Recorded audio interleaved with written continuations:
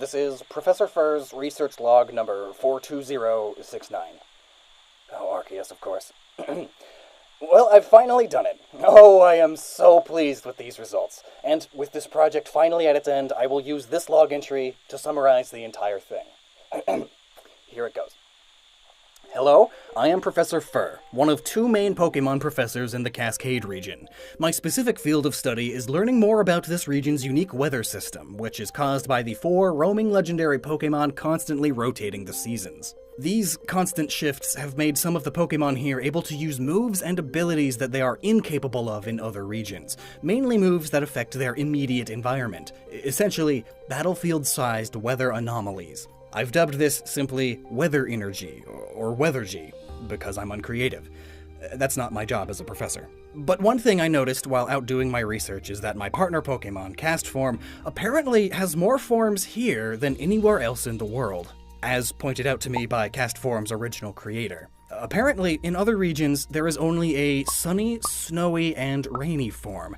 But out here, I was regularly encountering several more, so I made it a mission of mine to discover a form of Castform for every type, which is clearly easier said than done. Several of the types were of no issue. It was only a matter of putting it into a battlefield with some of our unique Weathergy. I'll explain these findings now. The first new variant I encountered was its grass-type form, pollinated. I encounter histamine swarms nearly every day that I gather field data in a spring part of the region. So, we were constantly surrounded by a swirl of their pollen. My poor little Castform, though, he seems strained in this form, and is having a bit of a difficult time not sneezing. But in this form, notably, its Weather Ball attack is so packed with pollen that it becomes a ranged physical grass-type attack. Now, if instead of pollen, the air is filled with poisonous gas, Castform enters a smog form, rendering itself and its allies immune to the poisonous air, while also further poisoning the enemy team a bit more so than what the air is already doing. Another variant common in the Cascade region is the rock-type variant, which is caused by being in a sandstorm. Here, its weather ball turns physical as well, and it seems like it's able to protect its teammates from the effect of the sandstorm. Which, when I brought this up to his creators, they mentioned not knowing of such an ability at all. Same with the poison form. I guess here in Cascade, on top of its form changing with the weather, it gains a sort of secondary ability in certain forms as well. The flying type variant is a fairly easy form for it to enter as well. Any frequent amount of high wind with no other effects will cause its body to stretch and twirl around itself, making it almost like a sentient little hurricane. It's very cute. Interestingly enough, when a Castform is in this form, it is significantly more difficult for other enemy Pokemon to change the weather. It's as if this form of Castform is blowing any of their new effects away. But it only works once, as it then reverts back to its original form after doing so. Visually, it is similar to its ground-type variant, where Castform becomes a sort of mini tornado or a dust devil, picking up sand and dirt beneath it. Its weather ball in this form can hit enemies even while underground by first exposing them, and if it does so, it will then cause a sandstorm, which, funnily enough, changes Castform to its rock-type form. A curious behavior, indeed. Another easy form for it to get into is its electric-type form. Simply being in a thunderstorm with a charged battlefield will activate it. And its effect here is interesting. It acts a bit like a lightning rod. It will absorb any electric attack that it or its allies are dealt, though it still takes some damage from doing this. But in return, its next Weather Ball attack is not only electric-type, but also more powerful thanks to the added electricity. More research is needed to determine how much power this little body of its can hold. Now, even the ghost-type Pokemon in the Cascade region have this extra weather energy, which has led to a new sort of weather effect, which we've dubbed Cursed Winds. Essentially, the wind blows with an eerie howl and bone-chilling sensation that cools those exposed to it without actually lowering the temperature. Sylphscope scans indicate sort of ghost tears in the vicinity of these winds, perhaps a ghostly realm sort of leaking into our own. More research will need to be done here, but the ghost-type Castform renders it immune to normal and fighting-type attacks, while also warding off the spirits of the Cursed Winds from its side of the battlefield, which of course causes them to move more over to its enemy's side, increasing the effects of the Cursed Winds. To the point of paralysis even, due to the fear and the grip of the Cursed Ones. I'm not sure I'm brave enough to continue researching this particular form. Experts will be needed. Mediums. And the last of the easier forms to achieve is the Psychic-type form. Psychic-type Pokemon in the Cascade region also have their own sort of weather, though a weather barrier or filter of sorts would be a better description. They put a weird sort of psychic field around the battle arena. I've read in other regions that some psychic Pokemon are able to create psychic terrain, and this is essentially that. The filter seems to amplify the effects of the stars above, boosting their psychic power even more, and it's quite beautiful, I must admit. But when in this effect, Castform becomes sort of clairvoyant and begins meditation.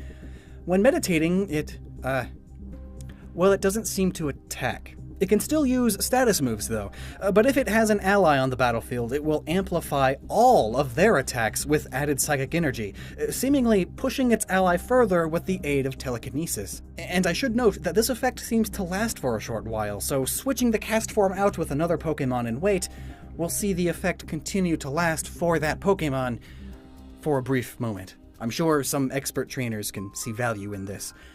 But now, the few remaining forms of Castform were much more difficult to achieve, but I found out, eventually, that by giving it a weather gem to focus more weather energy into, it can unlock some more potential within itself and gain access to more forms. So now, with enough infinity energy in the air, it will become its dragon-type form.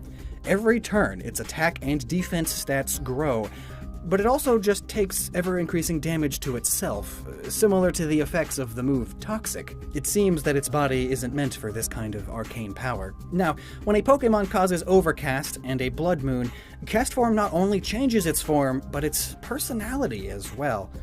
When in this Dark-type form, all of its stats raise a bit, but it won't listen to a word that I say. It thinks it's being sly or mischievous or something of the sort. An unfortunate effect, but an easy one to break at least. Simply a change of the weather will cause it to change its form and snap out of the attitude, but it keeps the stat boosts, which is quite nice. Now, similar to pollinated air, many fairy-type Pokemon in the Cascade region have learned that they can fill the air with a pleasant scent on the breeze by filling it with a sort of fairy dust, which lowers evasiveness and heals everyone around. Besides dragons and ghosts, of course. And fellow fairies and grass types heal even more so. But now, thanks to this weather gem, Castform can change into their fairy form, which will actually double the healing of it and its allies. And its Weather Ball attack heals whomever it hits even further, which can include itself now. And also similar to pollinated air, bugs will sometimes fill the air with pheromones. They tend not to smell very good at all, but they and Poison-type Pokemon seem to like it, as it increases their speed and accuracy instead of lowering it for everyone else. And now, thanks to the Weather Gem, Castform sort of integrates the pheromones into its own body, affording a cloud of pheromones around itself, which protects it and its allies from the negative effects, and causes the Weather Ball to sort of infest whomever it hits. I've been meaning to look into how infestation works for a while now. Perhaps now that I've found all the Castform forms, I will look into it. Now, the Fighting-type Castform. That one took me a while. I had to further refine the Weather Gem to get it to work.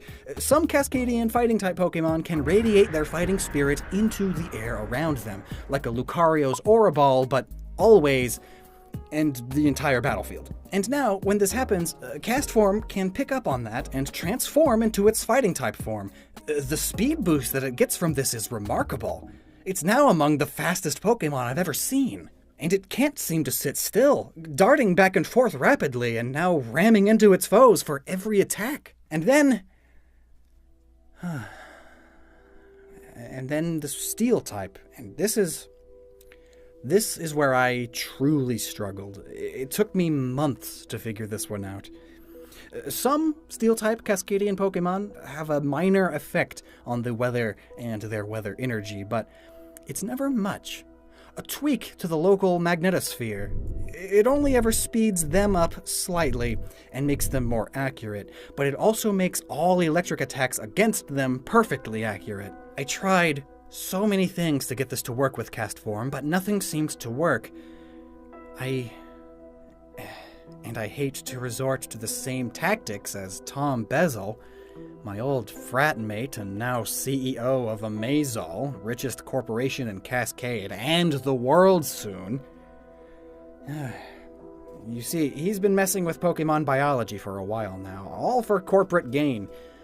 There's a modified steel-type driftblim that delivers packages, a steel-type Sudowoodo to act as a living cell tower, and I swear that new Golbat evolution, Vibat, was made by Amazol too.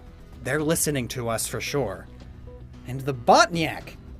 Are they even Pokemon? But no matter. I can twist my morals a bit for science.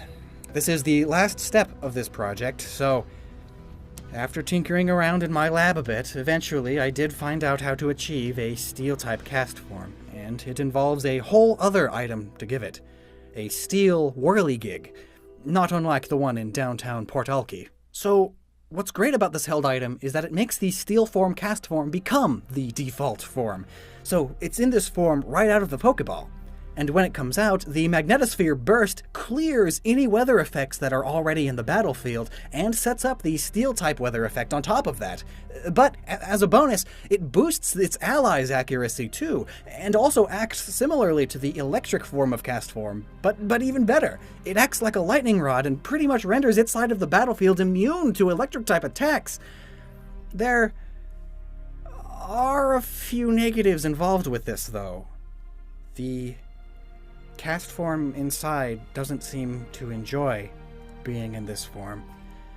I feel sort of bad putting it through this. Also, it cannot transform into any of its other forms until the Whirligig breaks off, which seems to happen after it's taken a few hits.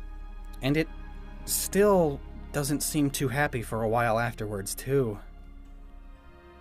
Oh, what have I done? I knew I shouldn't have steeped to these levels.